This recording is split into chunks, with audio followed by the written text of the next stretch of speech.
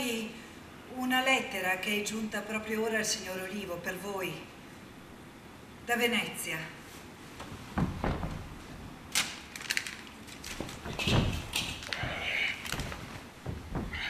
Sono costituiti dei liberi pensatori, irreligiosi sotto ogni aspetto dissoluti. Nelle pubbliche piazze e nei caffè, per non parlare dei ritrovi privati, si tengono discorsi mostruosi al limite dell'alto tradimento. Solo in casi rarissimi si riesce a cogliere i colpevoli in flagrante e a contestare loro qualcosa di sicuro.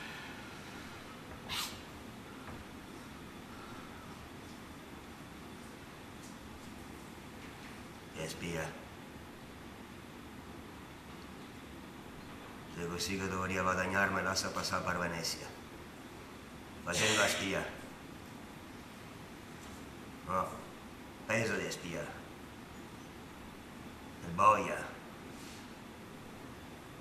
Il boia per l'unico da fare.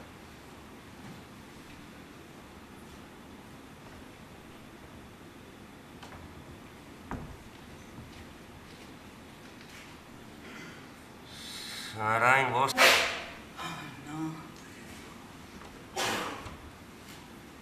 Oh, cavaliere, siete troppo buono.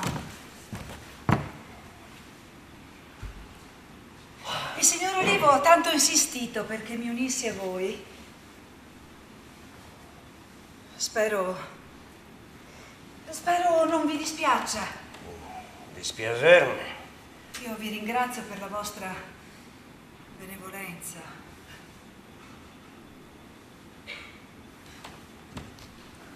Le carrozze sono pronte. Io salirò con Marcolina, la nipote, e voi con il signor Olivo. Riverisco, cavaliere.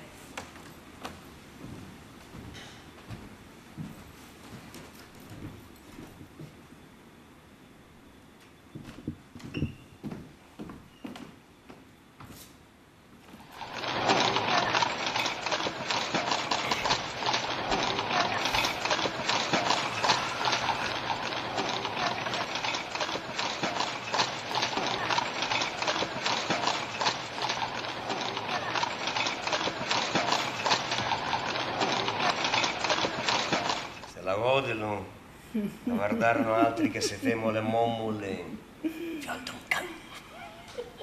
Si eccita a guardarmi di nascosto.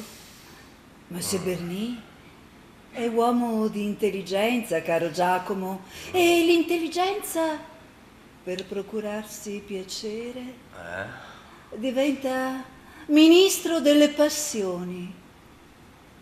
Monsieur Bernis non mi chiede altro che di dispormi in modo tale che dal suo palco possa pienamente godere dello spettacolo.